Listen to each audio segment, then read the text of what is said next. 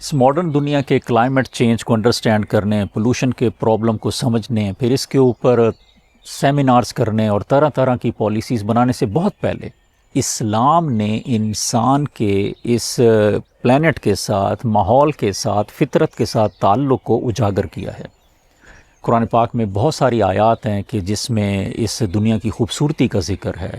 پہاڑوں کا ذکر ہے، بہتے دریاؤں کا ذکر ہے، سرسبز باغات کا ذکر ہے،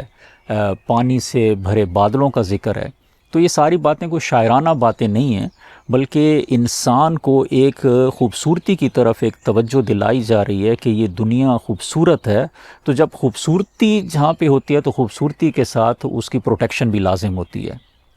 نبی کریم صلی اللہ علیہ وآلہ وسلم کی ایک حدیث کا مفہوم ہے کہ یہ دنیا سرسبز ہے اور خوبصورت ہے، اور اللہ تعالیٰ نے ہمیں انسانوں کو اس میں نگہبان بنا کر بھیجا ہے۔ تو ہم اس دنیا کے محافظ بھی ہیں، اگرچہ ہم اس دنیا کو، اس زمین کو یوز کرتے ہیں، لیکن اسے ابیوز کرنے کا ہمیں بالکل اختیار وہ حاصل نہیں ہے، بلکہ یہ ہمارے پاس ایک امانت ہے جسے ہم نے اپنی اگلی نسلوں کے لیے، اگر ہم اس کو اس سے مزید بہتر بنا کر نہ بھی چھوڑ سکیں تو کم از کم اس کو اسی حالت میں رکھیں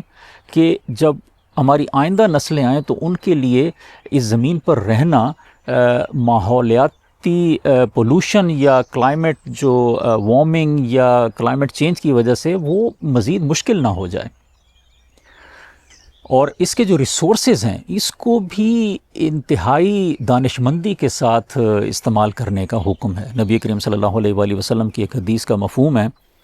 کہ دریا کے کنارے بیٹھ کر بھی پانی کو ضائع مت کریں۔ تو اب دریا میں کتنا زیادہ پانی ہوتا ہے اور ایک شخص وہاں بیٹھ کے کتنا پانی ضائع کر لے گا، لیکن ایک توجہ دلائی جا رہی ہے کہ یہ جو ریسورسز ہیں ان کو ویسٹ کسی طرح نہیں کرنا۔ میں نے دیکھا کہ آسٹریلیا میں ایک واٹر کی بوٹل کی کمپنی ہے، تو انہوں نے اپنے بوٹل کے ساتھ جو ہے وہ ٹیگز لگائے ہوئے تھے اور اس پہ لکھا ہوا تھا do not waste water even at river bank, اور ساتھ لکھا تھا پروفٹ محمد صلی اللہ علیہ وآلہ وسلم۔ تو یہ اسلام نے ہمیں جو تعلیمات دی ہیں تو اس میں اس کلائمیٹ کی حفاظت کرنا بھی ضروری ہے، اور یہ بھی ہمیں سمجھنا چاہیے کہ یہ دنیا صرف انسانوں کے رہنے کی جگہ نہیں۔ اس وقت بھی یہ پرندوں کے چہچانے کی آواز آ رہی ہے، تو پرندے بھی یہاں پہ، ان کا بھی حق ہے، تو وہ بھی سانس لیتے ہیں۔ اگر ہم پولوشن کو بڑھاتے رہیں گے اور بس اپنی آسائشوں کے لیے اس کی جو پروٹیکشن ہے اس کو اگنور کرتے رہیں گے تو یہ ایک سن بھی ہے۔ کلائمیٹ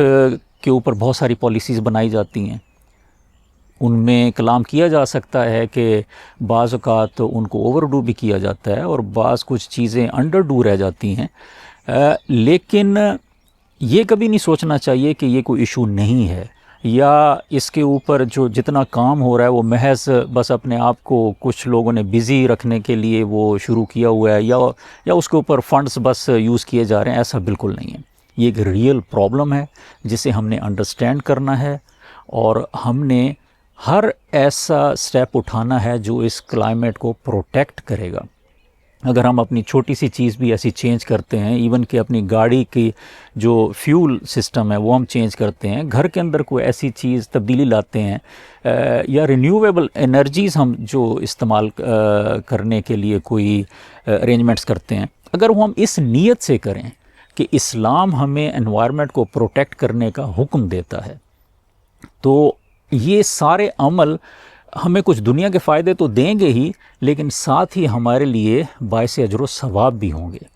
اب صفائی دیکھ لیں، صفائی ایک سب سے بڑا پرابلم ہے جو انوائرمنٹل پولوشن ہے، اور یہ جو ہمارے ڈمپنگ گراؤنڈز ہیں اور جو ہمارا اننیسیسری ویسٹ ہے، جو پلاسٹکس ہیں، یہ ساری چیزیں گندگی کریٹ کر رہے ہیں، جبکہ صفائی اسلام میں تو ہے کہ صفائی نصف ایمان ہے. اب وہ صفائی صرف یہ نہیں کہ اپنے کمرے کی صفائی یا اپنے گھر کی صفائی یا اپنے جسم کی صفائی، یہ صفائی اپنے ماحول کی صفائی، پبلک پلیسز کی صفائی، یہ اس زمین کی صفائی، ہر چیز کی صفائی میں ہم نے اپنا رول ادا کرنا ہے. تو نیکسٹ ٹائم اگر ہم کوئی بھی ایسا سٹیپ اٹھا سکیں کہ جو اس کلائمیٹ کو پروٹیکٹ کر سکے، تو اس میں بہت سارے اور بھی ہو سکتا ہے فائدے ہوں، لیکن اگر وہ اور کوئی ہمیں فوری طور پر فائدے حاصل ہوں یا نہ ہوں، ہمیں یہ ذہن میں رکھنا چاہیے کہ ایسا ایوری سٹیپ جو ہم لیں گے وہ انشاءاللہ اللہ تعالیٰ کے قریب ایک ریوارڈنگ ہوگا، ہمارے نامہ اعمال میں لکھا جائے گا، اور ہماری آنے والی نسلوں کے لیے جو فائدہ مند ہوگا اس کا ایک علیحدہ اجر و ثواب ہوگا. اور جو باقی مخلوقات ہیں، یہ پرند ہیں اور سمندروں میں، دریاؤں میں مچھلیاں ہیں. آپ دیکھیں کہ سمندروں میں آئل سپلیج کتنی زیادہ ہوتی ہے، پلاسٹکس کا جو ڈمپ ہے، وہاں پہ جو فش ہیں ان کی سروائیول مشکل ہوتی جا رہی ہے. تو یہ ایک ریئل پرابلم ہے، ہمیں اسے سمجھنا ہے،